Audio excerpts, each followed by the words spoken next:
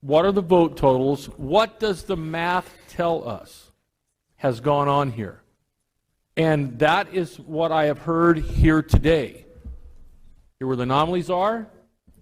This person would have to get 130% of the votes that are available, and this person would have to get minus 30% that was available to get the same intersections.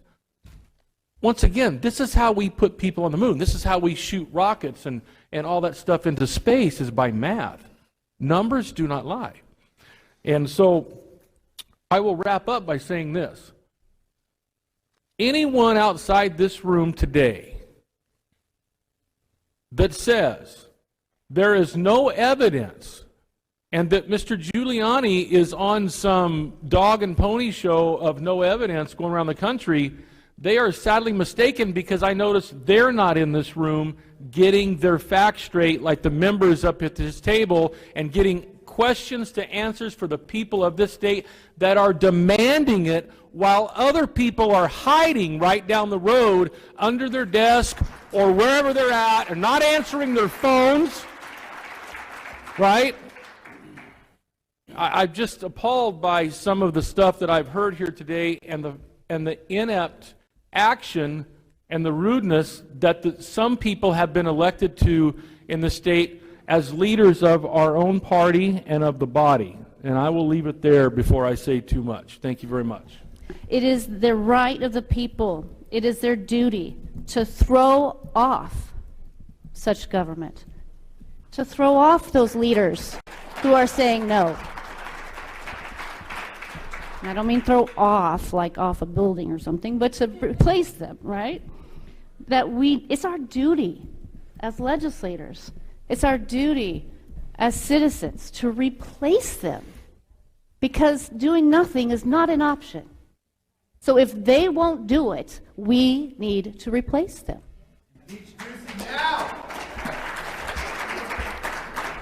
Now, we've heard a lot of things today. We just briefly skimmed over the fact that we have depositions of people saying that there's ballots flown into this state and others.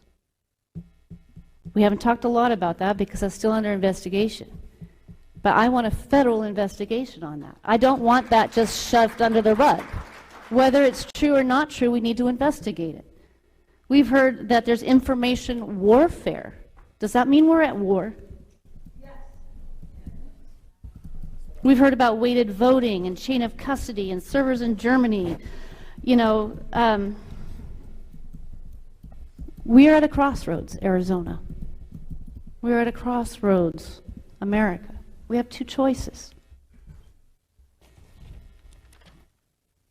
We've taken an oath. It's one thing to take an oath. Anyone can take an oath. It's another thing to honor it. Who in Arizona is honoring their oath? You have people here, legislators in the audience. There's many of us that stand together in this issue and will not tolerate nonfeasance. You either believe in national integrity or you're okay with anything goes if it's a means to an end. And I do want to remind those who fall into the second camp, they may have done that this time, but they created a system in Maricopa County, the fourth largest county in this country, who now has a Republican county recorder. Are they okay with this loose system being used in the next election? Or do they want it cleaned up for themselves the next time around?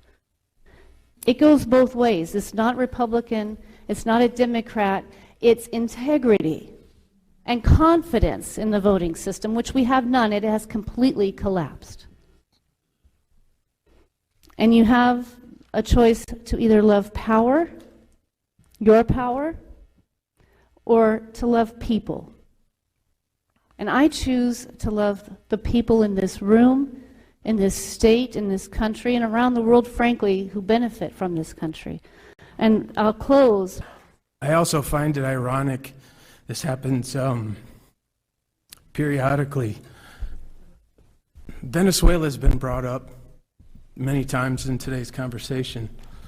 I've been with a Venezolana for 13 years, my wife, And her mother now lives here. I attended my wife's citizenship ceremony. Her mother got her green card, and she lives here now. And I can tell you firsthand from being involved in family members that are from Venezuela what that country is going through at this point. And I can assure you that our Constitution is under attack when it comes to this election. We have to do everything that we possibly can to make sure that this election is done right, that we defend the election process. It's the foundation of our country, how we elect our leaders. It's so important. We have to do everything we possibly can, and I believe there is a path to do what we need to do. It's been eye-opening, to say the least, and I just encourage. I'm grateful that we did this in a forum where it's on the record, and people will have an opportunity to see this, because it's no longer just anecdotal. We have affidavits who have sworn affidavits who experience these things. You know, I served as a district chairman in the GOP for several years, and alongside a lot of you in this room, and I never heard of volunteers at a polling place, at an election, experiencing what these people have, what many of you have. Being shoved somewhere and told you can't go here, you can't do that. Not being able to observe what you're supposed to be observing, getting shut down when you ask a question. These are not normal activities. I just want to, we have to want freedom more than we want comfort. And that's uncomfortable for a lot of us in our society, because, you know, we're the ones that always want to capitulate. We want to get along to go along to get along. But this is not a time for that. This is definitely not. I don't want to ramble like I have been already, but I just thank you again for the opportunity to serve at this point in history, and plead with everyone that takes the time to watch this testimony, and watch it all if you have a chance, to get involved, stay involved, and help us to keep our republic free by making sure we have voter integrity going forward. We have to address these things now. Thank you. I was raised on stories about those experiences, and talk about anti-communist. They taught their children, there's 11 in my family, and we were taught to love this country and about our Constitution and about how important it is to stand up and fight for these liberties. I'm an avid reader, and I have read all about, I know history. I know what's happened in Russia and the Soviet Union and the Cultural Revolution in China and Castro in Cuba and the Nazi Germany. And never in my life did I think that we would face what we're facing today in this country. You know, yes, this is about President Trump's presidency, but it's even more important than that. This is about, because it's about saving this country, because this is a nation of the people, by the people, and for the people. And if you destroy the electoral system to where our votes now mean nothing because we've got thugs in charge and thinking they can rip the vote away from us, we have destroyed this republic. We are no longer a republic. Matters, along with Crew, Citizens for Responsibility and Ethics in Washington, produced a big playbook of how they were going to get President Trump, and that impeachment was, all the impeachment stuff and all the things he's been through for 4 years was part of that. In their playbook, they say Trump will be defeated either through impeachment or at the ballot box in 2020. Do you doubt them? Did you doubt that they were not going to keep on their path? They've told us. It's out there in plain sight that we're under a coup. We are in a revolution. And we have got to decide which side we're on. Now, I'm ready to go and appoint the electors, but it's not that easy, ladies and gentlemen. But it's not going to be that easy. Ladies and gentlemen, God bless you. God bless all of us in this country, and I've been so thrilled that I could be here today and that I would be able to, this would be the last thing I can do as a state senator, is to be able to stand up for this election. So thank you so much.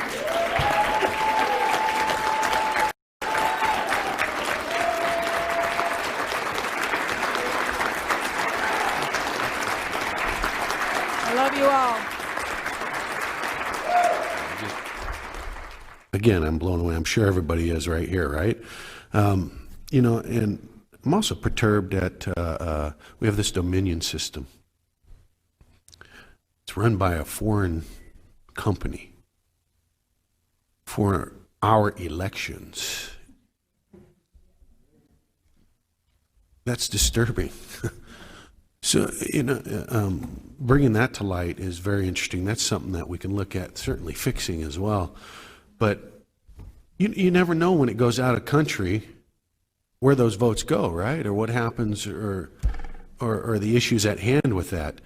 And that's why I'm also surprised that we haven't done a full hand count or audit to look at these allegations to say, hey, this is right or that's right, or something's going on here.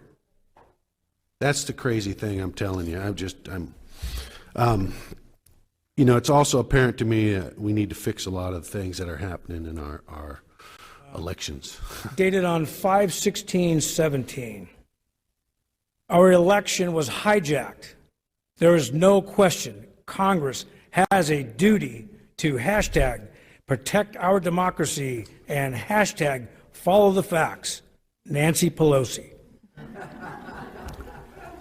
And now we're all called a bunch of conspiracy theorists, which is kind of amazing. And listening to the testimony today, I find it ironic that a company in Canada, Canadian company, is not even being used in Canada, who uses nothing more than paper ballots, hand count. I find it ironic and appalling that our folks got lazy, looking for an easy way of doing things, a more efficient way of doing things, but you know what? Electronics could be corrupted, and maybe we need to go back to that and learn something from Canada, our neighbors to the north. And, you know, by hearing and I had to tell some friends, I'm like, if I see corruption and I see evidence, I can't look the other way. Like I said, I took an oath 43 years ago. There's no expiration date on that oath. And I grew up in a world where honor, courage, and commitment was an everyday way of life. That's not a marketing slogan. That's just the way it is. You had quoted one of the pieces of the last sentences of the Constitution, which I actually text that back to them. But, you know, I had to take these notes down, but voting is not just an obligation, but it is a right. It's an enshrined in our Constitution. But let me remind you all, that was paid for with blood, with the blood of patriots. Overseas ballots, like I said, I was overseas. I'm convinced that some of my overseas ballots never even counted. So was I disenfranchised? Did they get counted? Did they get switched? Who knows? I don't know. So to look the other way after hearing this testimony would be a dishonor to those my brothers and sisters in uniform. It would dishonor our forefathers and even my own father, who was a Korean War veteran, and to the citizens of every American that we were sworn to serve in this state. So I'm going to do this nice quote because there's some really brilliant people wrote this. And it's the last part of the Declaration of Independence. And for the support of this declaration, with a firm reliance on the protection and divine providence, we mutually pledge to each other our lives, our fortunes, and our sacred honor. Ladies and gentlemen, this is not over. Surrender is not in my creed. Thank you.